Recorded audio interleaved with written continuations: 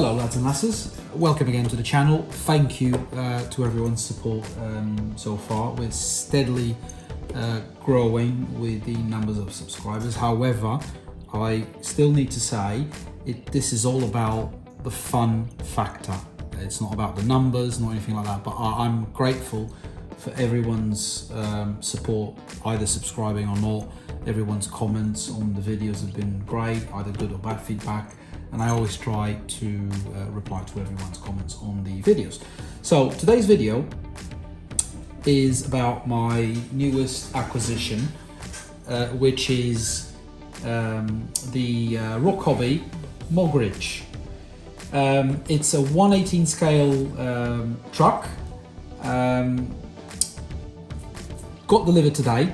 I'm a bit pissed off, I must confess, because when I bought this lovely truck last week, I wasn't aware that FMS was going to launch the upgraded version, and I found out a couple of days ago that FMS did launch in the United States the upgraded licensed Unimog 421 on the FCX 124 body. So it comes with a 2-speed gearbox, an improved motor, and oil-filled suspension.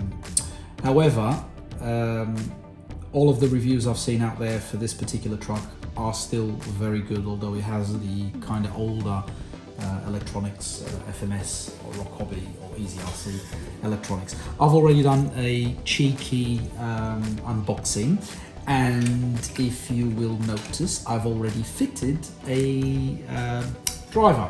Needless to say, because the cabin space is a bit cramped, he had to go through an intensive surgery, and unfortunately, due to an IED explosion in his recent past life, he lost both of his legs in order to fit in the cabin. Yes, so that is the truck.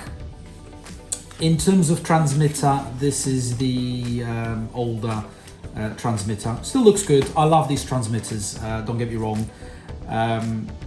If I had a choosing on it, I would only use these small ones, because you can actually drive one-handed. I don't particularly like other brands when they launch a relatively small scale truck with a 110 size transmitter. For me, in my head, it doesn't make sense. So you've got all of your settings here. Obviously there's the manual, and you will know me by now, I don't read manuals, I always throw them away. So yeah, that's the transmitter. It takes 4 AAA batteries.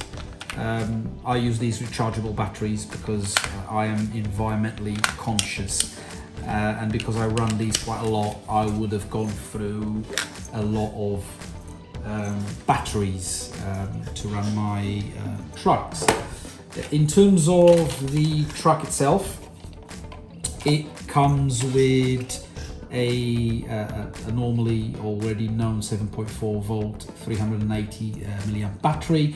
That is where you fit the battery as a little compartment there. That's the combined ESC and receiver.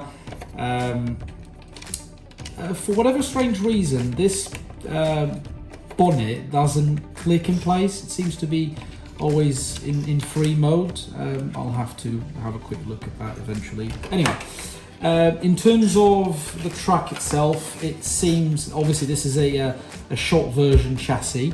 It's not portal axle, but I can see that they've reused the axles and tires from other versions, other older versions. So it's the same axles as the FMS FJ Cruiser, Toyota FJ Cruiser, and the Toyota LC80, and so on and so forth.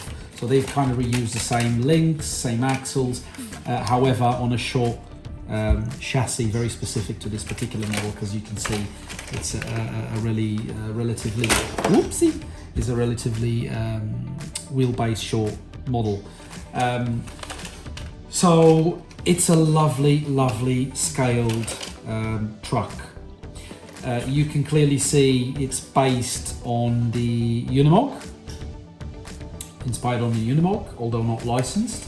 It has a cargo bed which you can actually open. I'm going to try and open this without breaking it. And you can open the sides as well. So the intention of me buying this is obviously I absolutely love this particular model, and I've been thinking about buying one for a long time. It so happens that I've ended up buying one a week before FMS launched the new version. Hence why I'm a bit pissed off, but I couldn't have guessed anyway. So the intention is to do a bit of light weathering on the truck. I've got two different color paints. So I'm going to try and do a bit of light weathering and see how it goes. I've never done that before, so we'll have to see. Just the amount of detail on this truck is phenomenal. None of these top lights, nor the indicators, nor the side lights work. I'm quite happy that the indicators don't work, to be honest, although I would have enjoyed the side lights and the top lights to work. However, I've seen on YouTube some YouTubers have bought like a kit light where you can. There's two available sockets from what I could see by now on the combined ESC and receiver.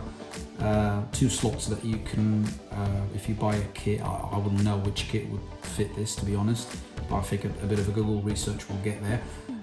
You could buy a light kit that you could fit here and on these ones, and even on the indicators, but again, I'm not the biggest fan of indicators anyway. Mirrors, they are real mirrors. Again, just the scale of this is impressive. So I'm going to turn it on just for a second so you can actually see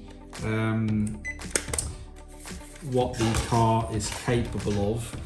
Again, although these are the older electronics, there you go, it's connected. Although these are the older electronics, low modulation is very, very, very good. So I haven't set it, I haven't messed with the settings, to be honest, nor I will do now, but this is out of the box and this is how it behaves out of the box. So that's low modulation. That's how good this little truck is.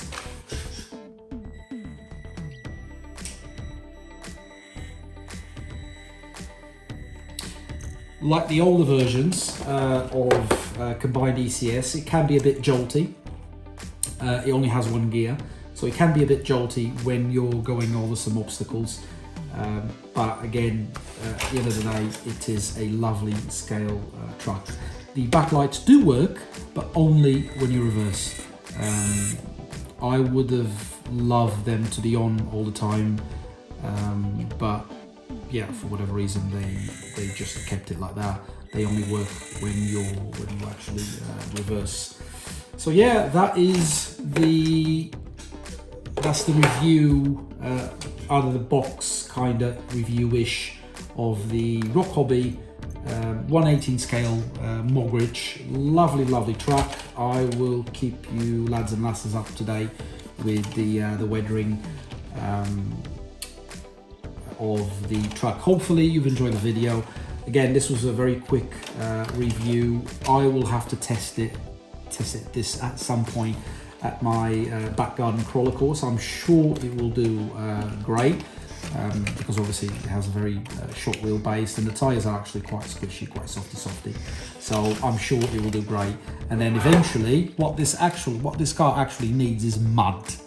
A lot of mud. This is the type of truck where I'm going to throw this little beauty thing into the mud as much as I can. It's kind of winter time now in the UK, so it's perfect to go out and change the color of the truck from green to mud-ish color, if that even exists. I think it's called brown-ish. Let's call it mud. So hopefully you've enjoyed the little out of the box review. I'll follow up with other videos about further testing and a bit of weathering. I'll see you soon. Cheerio!